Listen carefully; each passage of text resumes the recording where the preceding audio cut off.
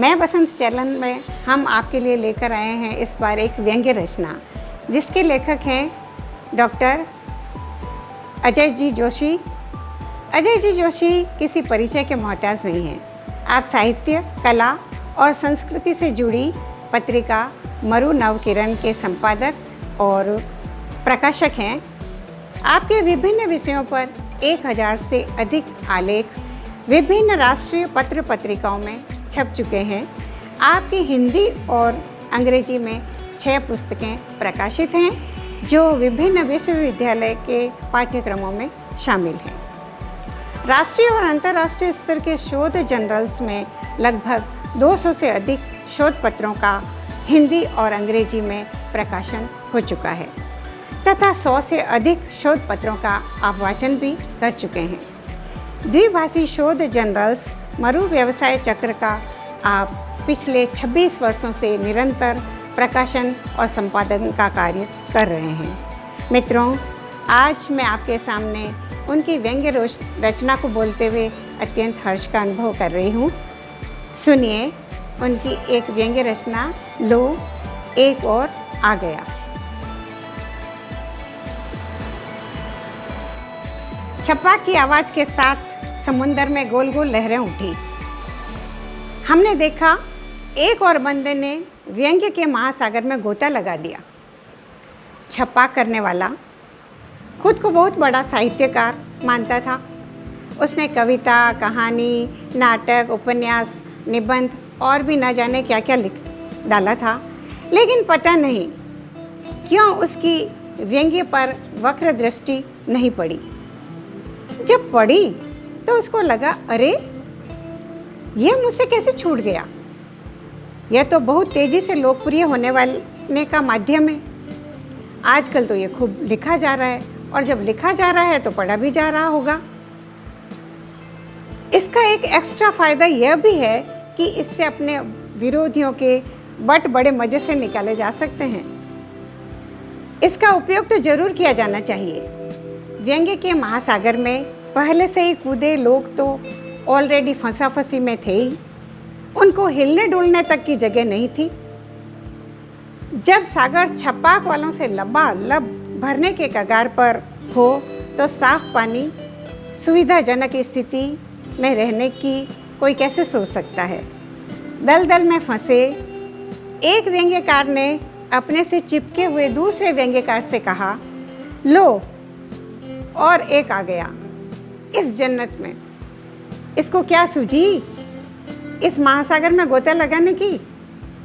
दूसरे ने कहा, वही सूझी जो तुम्हें और मुझे सूझी। हमने कूदते समय यही सोचा कि इस महासागर में लोकप्रियता और साहित्य में सफलता के माणक मोती और अनेक बहुमूल्य रत्न हैं। उन सब का आनंद हम भी लूट लेते हैं। इसमें और भी बहुमूल्य रत्न जैसे पुरस्कार, सम्मान आदि का खजाना भी छुपा हुआ है। जैसे हम इस लालच में फंसे, यह भी फंस गया। फंस तो गया, लेकिन मिलेगा क्या? पहले ने कहा, मिलना क्या है? वही जो अब तक हमें मिला। एक दूसरे के साथ फंसा फंसी का खेल, कीचड़, दलदल, गंदगी आदि से सनी ये जिंदगानी। ये बंदा जो अभी अभी आया है, वह तो फिर भी साहित्य की समझ रखता है और कुछ लिखा भी है। याद है ना, अभी कुछ दिन पहले इस महासागर में गोता लगाने एक अर्जी नवेश आया था। कह रहा था, मैंने सरकारी और गैर सरकारी विभागों में अपने क्लाइंट्स के लिए लाखों अर्जियां लिखी है, तो ये व्यंग्य लिखना कौन सी बड़ी बात हो गई।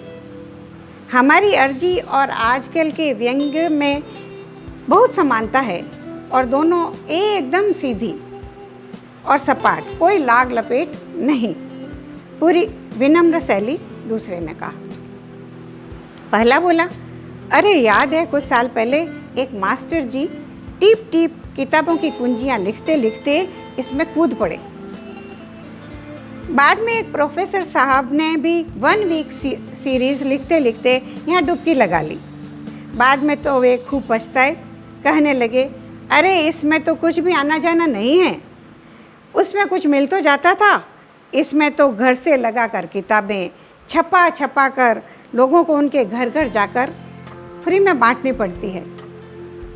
सुना है, परसाई जी और शरद जोशी जी आदि जैसे व्यंग्यकारों ने जब इस महासागर में प्रवेश किया, उस समय ये साफ सुथरा, बिल्कुल प्रदूषण रहित था। उन्होंने अच्छा लिखा और लोगों को अच्छा दिया। दूसरे ने कहा। पहला बोला, यहीं से तो गड़बड़ शुरू हुई।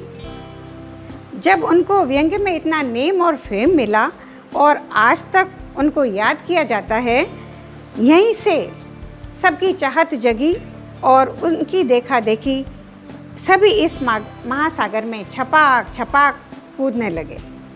परिणाम यह हुआ कि यह महासागर दलदल में बदल गया। एक दूसरे के साथ फंसा फंसी लोगों के लिए इससे निकलने का नहीं तो कोई रास्ता है और ना ही कोई इससे निकलना चाहता है। दूसरे ने कहा, यार छपाक की आवाज़ सुनकर हम बेचैन क्यों हो जाते हैं? कारण साफ है, कूदते ही नए के कूदते ही हम सब में एक अदृश्य सुरक्षा का भाव पैदा हो जाता है। सोचते हैं यह एक और आया हमारे कंपटीशन में, इसने हमसे कहीं ज़्यादा अच्छा लिख डाला तो हमें कौन पूछेगा।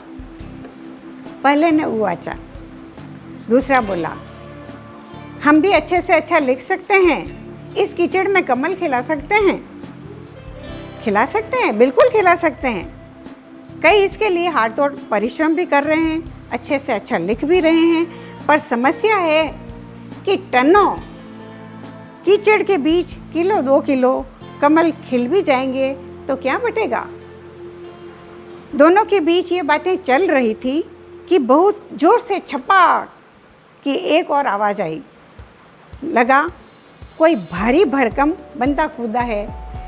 दोनों एक स्वर में बोले, लो ये एक और आ गया।